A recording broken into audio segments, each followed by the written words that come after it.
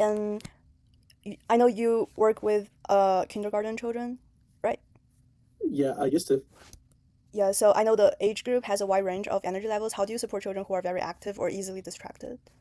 The best way to manage those students is um, through rewards.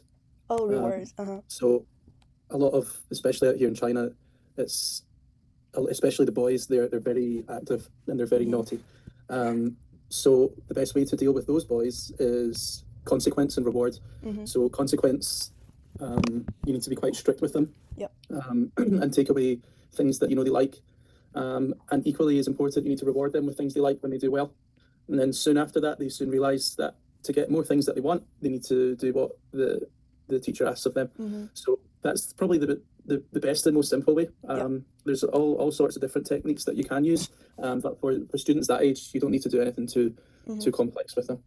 Yeah, so um on the flip side, how do you like encourage the quieter or like more cautious ones, especially some girls in China, like in the Yeah. classroom? So, for Uh-huh. example, your little sister, and when I first saw her when she was very little, she was very shy, wasn't she? Yes. Uh-huh. She And how is. was she? How was she at the end? Very active, Mm-hmm. very active. Yep. So what I did with those girls, I pushed them into like leadership positions around the Oh. class, Mm-hmm. to encourage them more to show their skills and become more confident. Mm-hmm. So if they get a leadership position, I made these very important within the class. So maybe each week, each student would change leadership role, and then so when you completed your leadership week, you would get something very special, a nice gift. Oh, so also So rewards. yeah, Mm-hmm. also rewards. I like to treat the leadership Mm-hmm. That's really nice. students very well. Um, so what this does for the quieter students, it just makes them become a little bit more confident. Mm-hmm. Um, so if you have a kid who just sits there and you say, "Well done, good job," Yep. it's not really helping them to become more confident in themselves, especially Mm-hmm. around other classmates who are more noisy and more confident.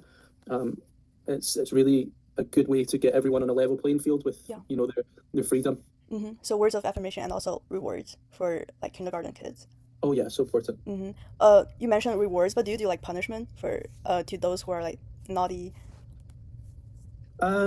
Not so much punishment at that level.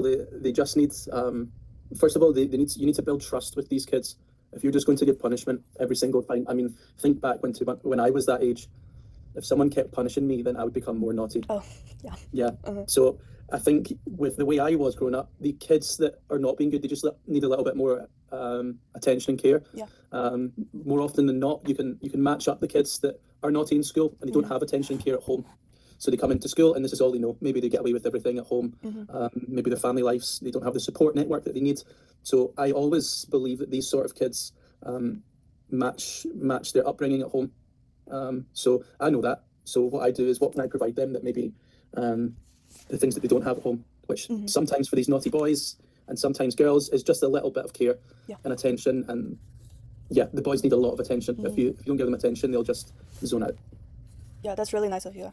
Um, so regarding like actual schoolwork, because I assume that all the activities they do at school related to like certain knowledge you and the school wanna teach them. So can you Mhm. share an example of how you like modify an activity to suit a child's personality or like preferred learning styles?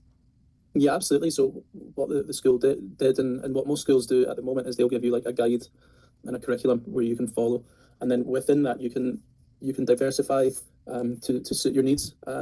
So again, my teaching style is all about. I mean, even within the kindergartens out here, each teacher has their own style, and you can Mm-hmm. actually go to all the classrooms and you can see which teacher's good, which teacher is more academic, and I'm the side of building confidence in those kids. So of course we did all the ugly work such as the grammar and the Oh writing yeah, and everything like that's that. hard for But the most them. important thing for Mm-hmm. me was building confidence into students, making them Mm-hmm. feel comfortable. Mm-hmm. Not being confident where they're being too loud, but just things as well, like teach them about their manners and things like that. So when you get the kids, I had your sister for 3 years, so you drill that into them at the beginning for the first 7 months to a year, and Mm-hmm. then it's second nature for them. So then they're learning throughout the next coming years becomes it's like training a dog, right? Mm-hmm. Um, well, once the dog um, can't do the toilet at home, they won't do it right. So Mm-hmm. you just need to keep going. And then with those kids, I definitely had the most confident class in this Mm-hmm. whole school Ooh. because of that. Oh, Uh-huh. definitely. And not everyone else commented on that. Maybe they weren't, I don't know, the most well behaved, but I don't care. They're kids. You need to let Mm-hmm. them Yeah, be a confidence is little the naughty key. sometimes. So yeah, back to your question on on students who have different abilities. Within that, you can it's always important to include everyone together, and then some days you'll split them off into little groups, and then you'll reward kids who you can see are improving by moving them up a group, and then you congratulate them on that. And then kids who unfortunately don't do so well, you can move them down. Yeah. But you can tell the parents, like, you just need to focus a little more on these key areas, and then they have a chance to move back up. So most of the kids that I moved down got a shock. They tried a little bit harder, they became better, and I moved them back up straight away. Yeah, I see. Thank you again for being such a great teacher. And I also like learned that parent-teacher collaboration is also important Yeah. for like educators. Mhm. Um, Parent teacher, yeah, absolutely. Your mum is my favorite. oh, really? I will tell her Yeah. that. She's very supportive, like to both of Yeah. us. So like this question is especially for you because you are like a English teacher in foreign teacher in China, and English is most of your like classrooms kids like second language. So regardless of their English level, how do you help children communicate or express their thoughts more clearly? In China, it's quite easy because you have the classroom assistant. Oh, And I guess more this is my Chinese is getting better now, so I can speak a little Chinese to them. So 真的吗？ I did that. So Oh, I okay. guess maybe before when I didn't speak good Chinese, yeah, it's just really you need to rely on your body language and your emotions towards the kids. If they can see you're relaxed and supporting and whatnot, then they'll copy that. I don't really like to strike fear into children because it's not the age where they should be fearful of learning. That comes much later in life when you're in high school and whatnot, where you need to be fearful, you need to work hard, you need to be serious. But at that age group, it's about them just reading your body language. And then when you really need it, you've got your language assistant there. Oh, okay. I didn't know they have a teacher assistant hmm in a classroom like side of you. Yeah, But that I quite guess that's important. really helpful for them. Yeah. So, okay. And like what strategies do you use for children who have like limited language skills or like learning something new when you cannot like couldn't communicate clearly to them? Yeah. So again, you can just like Yeah. you can enforce it with the assistant, and she'll communicate in the Oh, language. And then again, I'll maybe sit down with them personally one to one, and spell it out really simply, and then translate it for them myself. But yeah, the kids who struggle, they need a little bit more one to one attention. And then the kids who are already excelling, they can also.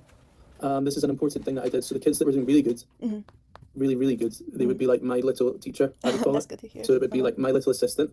And then I would explain to the kids who's doing really good, I was like, okay, you're my assistant today. You need to focus on helping this kid, and this kid. And then they'll go away and help them, right? Yeah. So that helps their leadership skills for the kids that are doing well, their communication. And then they're also communicating with their classmates, because it's so important, communication. There's too many students out here that only know books, right? They don't know how to talk to people, right? So what good is it? You've been the smartest kid in the world, but you go to a top business school, you go to a top company, and you don't know how to talk to anybody, you don't know how to sell, you don't know how to communicate.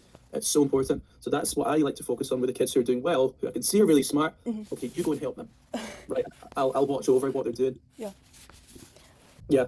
Yeah. I mean, there's a big cultural difference, isn't there, between China. I don't know about the States. I mean, I worked in the US myself for a few months at a summer camp in New York, upstate New York. Yeah. I was soccer coach. And even the culture out there is way different from the UK. How are the kids in the States and in UK and in China different? So when I was growing up in the UK, when I was at primary school, kindergarten, and early high school, my daily routine would be finish school at 3:00, 3:30. I would come home, I would do my homework as fast as I could, and then I would have already organised in school what time I was meeting my friends at the park in the evening to go and play football, Ooh, right? so a lot of free time. Always free, completely free, right? So then I would pick up my football, I put on my football clothes, and my mum would tell me, you must be back at 8:00 or 7:00, get ready for bed. And then sometimes my mum would shout at me in the street, come home, right? And then I would go down there, and there would be like maybe 10 of my friends and 10 of their big brothers, and we would just play football for hours. Oh, how old were you? I was only like 9, 10 years old, whereas here, you finish school at 5:00, then you have English class, then you have piano class, then you have dinner, then you have to go to bed, and then you need to wake up the next morning at 7 and then go to do it all again. And when it's Saturday, I used to have one football team, and then Sunday I had another football team, all football, no homework. Whereas this here, it's Saturday morning English class, and Saturday afternoon swimming, maybe you go for lunch, then you can rest for a few hours. It's so different. I actually feel quite I feel like sorry for kids out here because it's not how I experienced childhood, and I get it because there's more kids here and there's more competition and things like that. There is more people in Xuhui in Shanghai than there is in Oh, Scotland, right. right? Think about that. Yeah. So the competition for Highly competitive. universities isn't like as high, so you can mess around a little and still get into a good school. Right. Yeah. Like That's okay. compared to like kids in like European countries or like America. Hmm. Yeah. Yeah. Okay. Back to our last question. How do you help children build friendships and resolve conflicts? Friendships is a good one. It's all about again. Are we talking in the sense of a study in China or the US? In your classrooms. My classroom, right? Okay, the girls were so easy, right? I don't like to split the boys and girls up a lot, but here you have to. Genuinely, you have to. The girls in my classroom were so much more mature and older and wiser than the boys. Okay, so they were really simple friendships. They were all friends. I didn't have to worry about them. Okay, didn't have to worry. The boys were very mature, very mature. Like it's as if they were like 5 years age difference between them at some points, right? I don't know what that's down to. I'm not exactly sure. I'd like for you to tell me what the difference is between the little boys and girls out here and why the girls are so much more mature. The friendship was easy. It's just about including everyone in all the activities and things like that, and making sure that when they do go into like group work that they're being put out of their comfort zone. So maybe people who I don't really think are friendly in class, I'll put them together and keep putting them together until they become friends, and then they've got a new friend that they've met through group work. You know. So yeah, just stuff like that, just keeping everyone included. Yeah. You mentioned you will put like kids who doesn't really like each other so much together to into one group work. Doesn't that kind of like in some levels diminish their learning like interest? No, no, because again, you look at that age like you can let the groups compete against each other. Yeah. So obviously, I don't look for winners and losers. I just look to build confidence, right? So the group that I think is the most worrying, I'll let them win, Yeah. right? And then they're like, yes, high five at the end. So Right.